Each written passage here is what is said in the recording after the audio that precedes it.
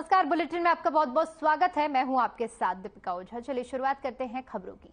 रोजगार न मिलने से परेशान शिक्षित बेरोजगारों ने प्रदेश कांग्रेस बेरोजगार प्रकोष्ठ अध्यक्ष गोविल चौरे के नेतृत्व में 23 जून को विरोध प्रदर्शन किया। युवा शिक्षित बेरोजगार को नौकरी नहीं मिलने पर बेरोजगार प्रकोष्ठ के विरोध प्रदर्शन में पढ़े लिखे युवाओं ने पकौड़े तलकर विरोध जताया।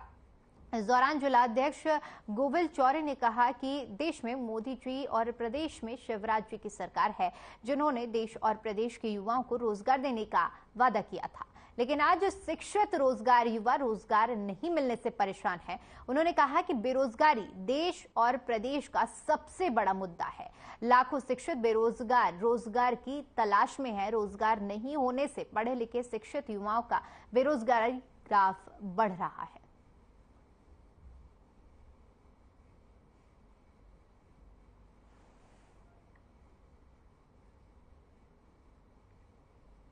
देखिए, जिस प्रकार से पूरे हिंदुस्तान के अंदर पढ़ा लिखा शिक्षित बेरोजगार युवा खुद को ठगा सा महसूस कर रहा है।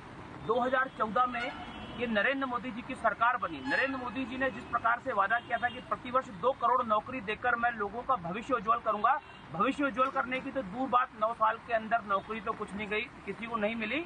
अपितु हमारा ये मानना 9 साल के अंदर 10-12 करोड़ नौकरियां इन्हें लैप्स करा दी, खत्म करा दी। और उनका मानना था कि जो पकोड़े तलकर रोड पर चौराहे पर पढ़े लिखे बेरोजगार युवक पकोड़े तले, वो उनको रोजगार देना मानते हैं। तो आज हमारे मध्य प्रदेश कांग्रेस कमेटी बेरोजगार प्रकोष्ठ के जो प्रदेश अध्यक्ष हैं, उनके निर्देश पर, उनके अनुसार आज बालाघाट जिला कांग्रेस बेरोजगार प्रकोष्ठ के गोविल चौरे जी ने आज यहाँ पर विरोध प्रदर्शन करके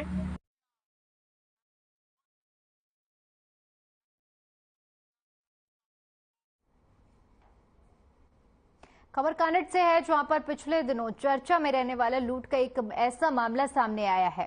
पुलिस ने प्रेस कॉन्फ्रेंस कर लूट के आरोपियों का खुलासा किया है। एसडीओपी मोनिका सिंह ने बताया कि फरियादी आजाद पिता अहमदपुर नूर ने अपने चचेरे भाई इरफान के साथ आकर रिपोर्ट की थी। साप्ताहिक हाट होने से बकरा बकरी खरीदने बेचने आए थे। हाट करने के बाद हम वापस गांव जा रहे थे। इस दौरान अज्ञात आरोपियों ने उसे चाकू के बल पर 1,20,000 रुपए की लूट की घटना को अंजाम दिया।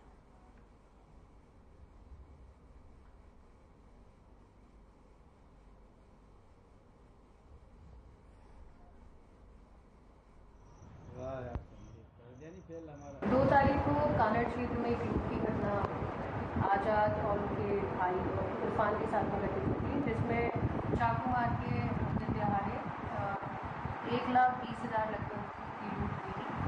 उसी के उसमें 3 अज्ञात बदमाश हैं, जिसमें से एक को हमने आज गिरफ्तार किया है और उससे 10,300 रुपये की जब्त किया है। इसमें पहले बताया गया था जो फरियादी है 1,20,000 रुपये की लूट हुई है, इतनी राशि कम क्यों हुई है? नहीं, अभी जो हमने मेमो लिया है आरोपी का, उससे ये पता चला है कि जो घटना हुई थी जिसमें 2 अन्य आरोपी और हैं, उनके और इनके बीच में जो पैसों का डिस्ट्रीब्यूशन हुआ है, उसमें जो इसके हिस्से आया था वो इतना ही था, 10,300। वो इसके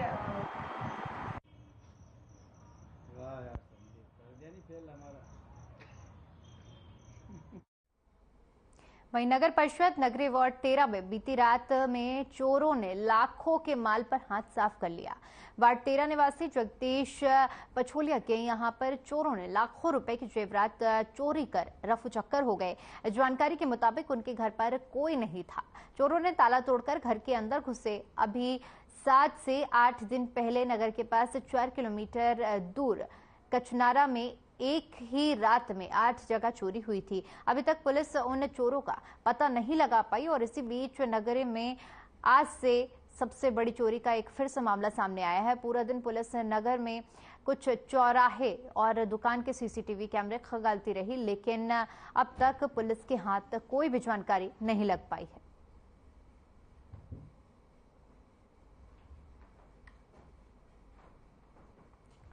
तो नगरी की ये घटना है, जहां पर आपको बता दें कि चोरों के हौसले काफी ज्यादा बुलंद हैं। बीते 8 दिन पहले भी इस तरह की वारदात को अंजाम दिया गया था, जहां पर एक ही रात में 8 घरों में एक साथ चोरी हुई थी और जिसके बाद एक बार फिर से एक घर में चोरी की वारदात को अंजाम दिया गया और अभी तक पुलिस के हाथ कोई भी सूचना नहीं लग पाई है।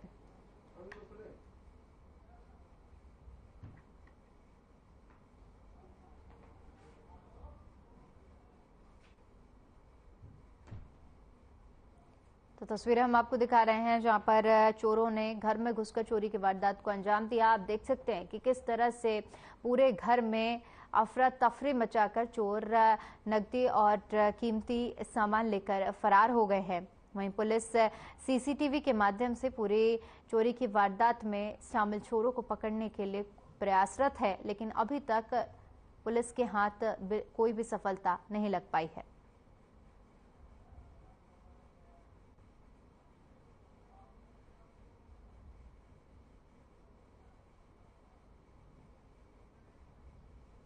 दिन दहाड़े चोरी की वारदात को अंजाम दिया गया और ये साफ तौर पर दिखाता है कि जिस तरह से चोरों के हौसले कितने ज्यादा बुलंद होते जा रहे हैं, क्योंकि एक ही हफ्ते में ये एक बार फिर से चौंका देने वाली खबर सामने आ रही है।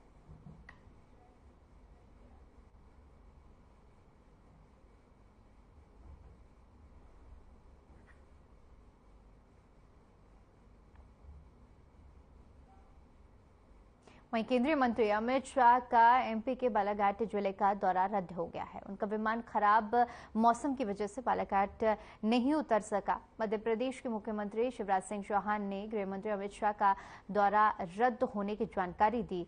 उन्होंने खराब मौसम होने के चलते गृह मंत्री अमित शाह का दौरा रद्द होने की बात कही। गृह मंत्री दुर्ग से चले गए थे, लेकिन मौसम खराब होने के चलते उनको वापस रायपुर की तरफ जाना पड़ा। केंद्रीय मंत्री अमित शाह हमारे बीच फिर कभी आएंगे, लेकिन आज चुनाव का शंखनाद है, आज हम जनसभा करेंगे। मुख्यमंत्री चौहान ने गृह मंत्री नरोत्तम मिश्रा और बीजेपी प्रदेश अध्यक्ष वीटी शर्मा बालाघाट में वीरांगना रानी दुर्गावती गौरव यात्रा का शुभारंभ भी करेंगे।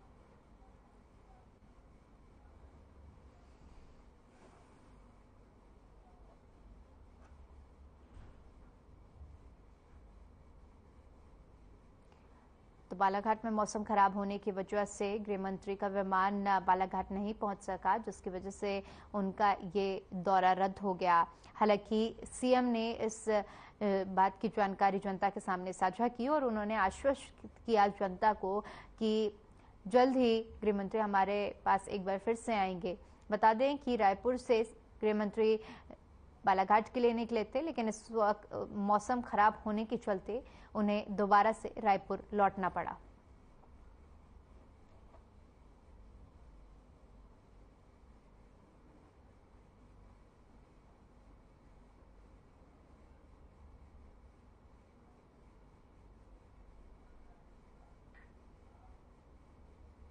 खबर बुटार से है, जहां पर मुख्यमंत्री शिवराज सिंह चौहान ने प्रदेश के सबसे लंबे समय तक मुख्यमंत्री बनने का गौरव हासिल किया है और केंद्र सरकार के 9 वर्ष पूर्ण होने पर जैतपुर विधायक मनीषा सिंह ने बुटार नगर स्थित राजवाड़ा रेस्टोरेंट में एक प्रेस वार्ता आयोजित करके केंद्र और राज्य सरकार की योजना और उपलब्धियों के बारे में विशेष चर्चा की और जिसमें मुख्य रूप से जैतपुर विधानसभा के संयोजक दौलत और नगर परिषद के पूर्व उपाध्यक्ष, जिला बीजेपी महामंत्री और अध्यक्ष मंडल महामंत्री और बकाहो नगर परिषद अध्यक्ष साथ ही साथ तमाम लोग मौजूद रहे। वहीं चर्चा के दौरान मनीषा सिंह ने बताया कि केंद्र और राज्य में जब हमारी सरकार आई तब से लगातार विकास कार्य किए जा रहे हैं।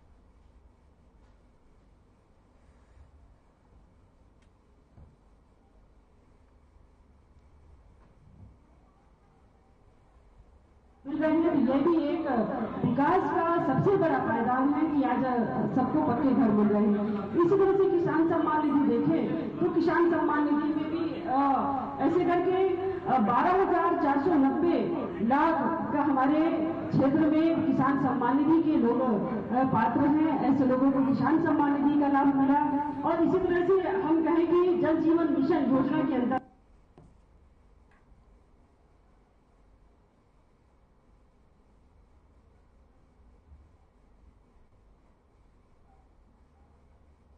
वहीं जबलपुर के कटंगी बाईपास के पास में देर रात एक फर्नीचर फैक्ट्री में आग लगने का मामला सामने आया है, जिससे गुस्साए लोगों ने आग बुझाने पहुंचे दमकल कर्मियों की गाड़ी पर तोड़फोड़ और कर्मचारियों के साथ मारपीट की।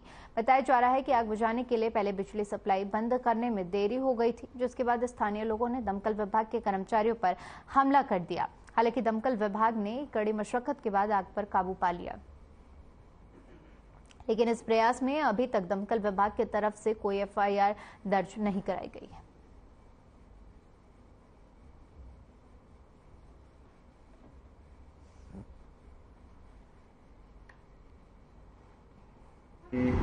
लगभग 1:30 बजे सूचना प्राप्त हुई कटंगी बाईपास में फर्नीचर की दुकान में फायर हुआ है। तत्काल मौके पर फायर वाहन रवाना हुए। चूंकि वहां विद्युत का बड़ा इशू था, करंट फैला हुआ था, उस विद्युत विभाग को सूचना दी गई। उस तारतम्य में थोड़ा सा समय लग गया। उसी बीच जनता एकदम आक्रोशित हो गई कि आप लोग फायर वाहन खड़े करके रखे, काम नहीं कर रहे हैं। और जो भी हो, भीड़ में पथरावबाजी और सारी चीजें, मतलब हमारी एक वाहन को तोड़ दिया और उसमें थोड़ा सा काम करने में टाइम लगा। हालांकि 2-3 घंटे में हमने फायर को काबू पा लिया था, क्योंकि हमारा एक फायर वाहन और कुछ कर्मचारियों को चोटें आई हैं। सर, लगभग कितने का नुकसान अगर माना जाए? गाड़ी में फटरा हुआ, काट टूटा है। और अब ये तो अनुमान हमारा वर्कशॉप डिपार्ट बताएगा जब वाहन सुधार कार्य हेतु जाएगा। ये अनुमान नहीं लगाया जा सकता है। जिनने ये कार्रवाई की, जिनने ये किया है, उस पर एफआईआर करने की नगर निगम सोच रहा है क्या बाद में?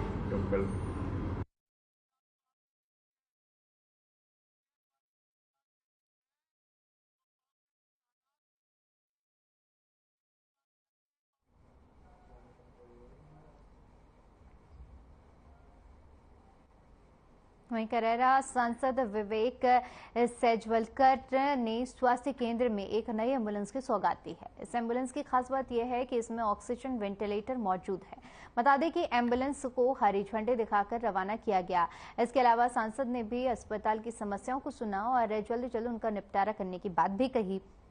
इस दौरान उनके साथ जसवंत जाटव, मंत्री रमेश खटिक और पूर्व विधायक शकुंतला खटिक समेत कई बीजेपी कार्यकर्ता मौजूद रहे।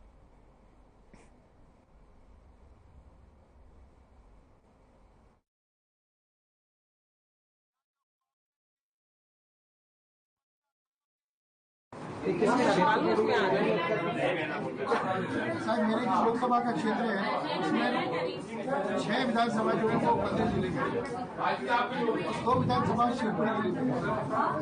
तो इन 2 विधानसभाओं को विशेष रूप से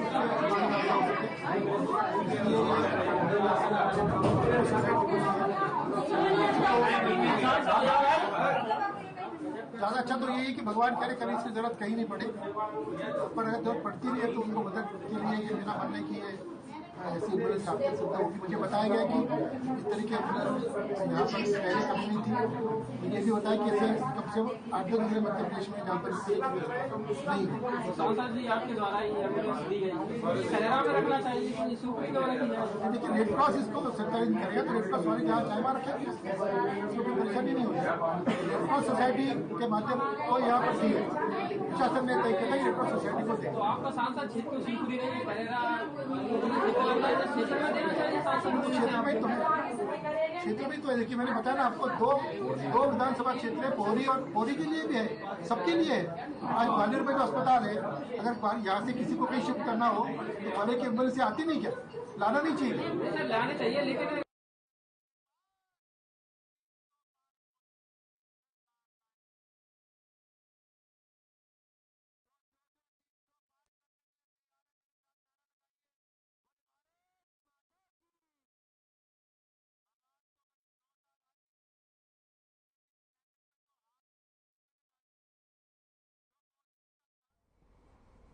खबर जबलपुर से है, जहां पर इंटरनेशनल डिजाइन एकेडमी द्वारा शहर में पहली बार डिजाइन एक्सपो का आयोजन कचुनार सिटी विजयनगर में आईडीए कैंपस में 21 और 22 जून को किया गया।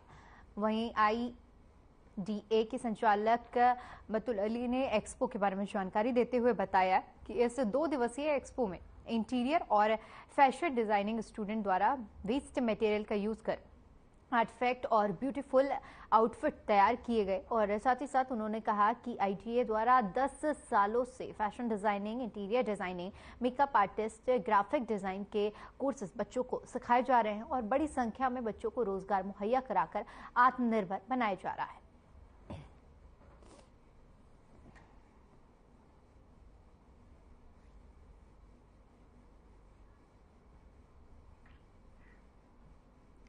तो 10 सालों से रोजगार उपलब्ध कराया जा रहा है IDA के माध्यम से। बता दें कि 2 दिवसीय कार्यक्रम का आयोजन किया गया था एक्सपो के माध्यम से, जिसमें वेस्ट मटेरियल का यूज करके इंटीरियर डिजाइनिंग और फैशन डिजाइनिंग के जो छात्र छात्राएं हैं उन्होंने ड्रेसेस तैयार की, जिसकी तस्वीरें हम आपको दिखा रहे हैं। और बताया जा रहा है कि इस IDA के माध्यम से बीते 10 सालों से जो बच्चे हैं उन्हें स्किल डेवलपमेंट का काम किया जा रहा है। तमाम कोर्सेज के जरिए उन्हें स्किल डेवलपमेंट की शिक्षाएं दी जा रही हैं।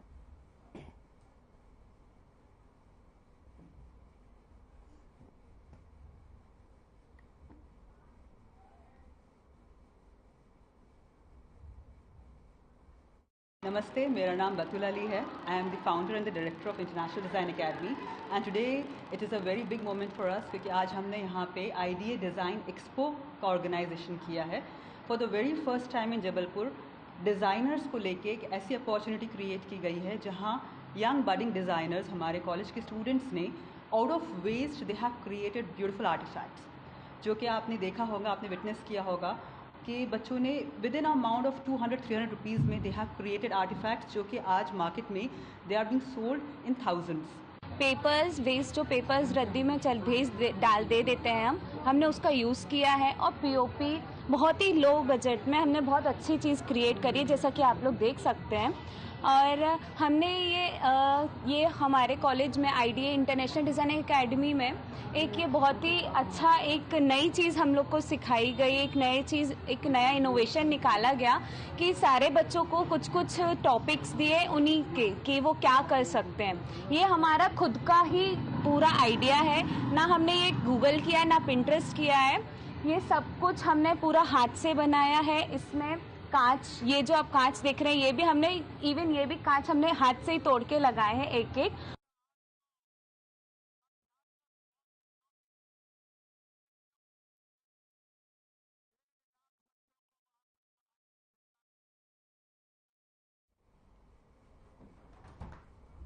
चलिए खबरों में आगे बढ़ते हैं और बात करते हैं इंदौर की, जहां पर दुष्कर्म के झूठे केस लगाकर रुपयों की मांग करने वाली ब्लैकमेलर युवती के खिलाफ शिकायत के बाद पुलिस ने मामला दर्ज कर लिया है. बता दें कि आरोपी युवती पीड़ित से 30 लाख रुपए की मांग कर रही थी. ब्लैकमेलर युवती ने पीड़ित युवक के खिलाफ अलग अलग थाना क्षेत्र में झूठी दुष्कर्म की शिकायतें दर्ज कराई थी. पीड़ित ने बताया कि वह आरोपी को पहले ही 10 लाख रुपए दे चुका था, लेकिन युवती लगातार उसे ब्लैकमेल कर रही थी, जिसके बाद उसने पुलिस की मदद ली.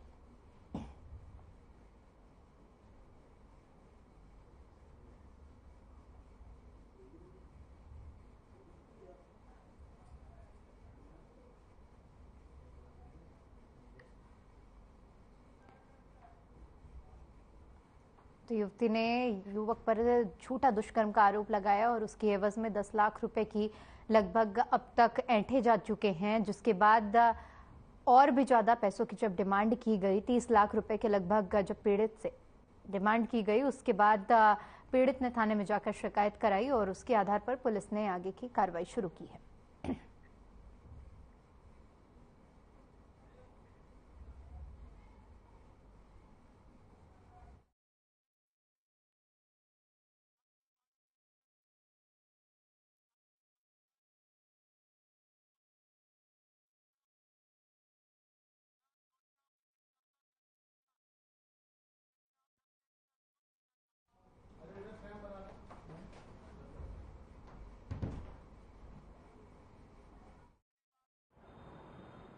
आवेदक राहुल शर्मा ने शिकायत की थी कि बलात्कार का प्रकरण पंजीबद्ध हुआ था. उसके बाद पुनः उसी पीड़ित ने लसूड़िया थाने पर भी गत वर्ष बलात्कार का एक प्रकरण पंजीबद्ध कराया था और इसके बावजूद भी वो पुनः दूसरे थाने पर प्रकरण पंजीबद्ध कराने के लिए राहुल शर्मा को धमकाती है और 30 लाख रुपए की मांग कर रही है.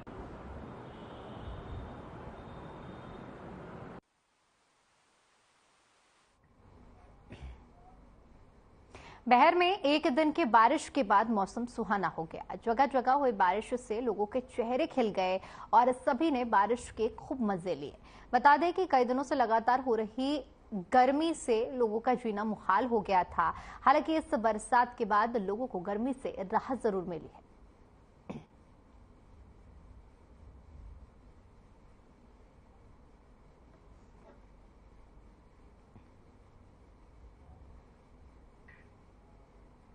तो एक बार फिर से मौसम में बदलाव देखने को मिला है। बता दें कि गर्मी जहां पर लोगों पर सितम ढा रही थी, वहीं दूसरी तरफ मौसम बदलते ही बारिश हुई और जिसका आनंद लोगों ने लिया और गर्मी से लोगों को निजात मिली है।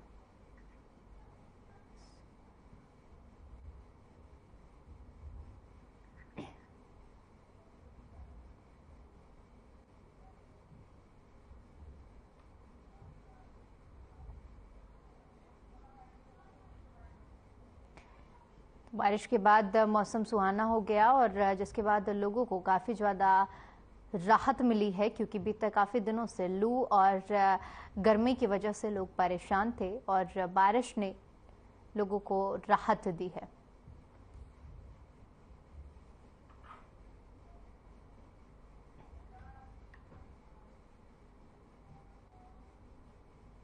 चलिए फिलहाल के लिए इस बुलेटिन में इतना ही। बाकी तमाम बड़ी खबरों के लिए बने रहिए हमारे साथ। नमस्कार।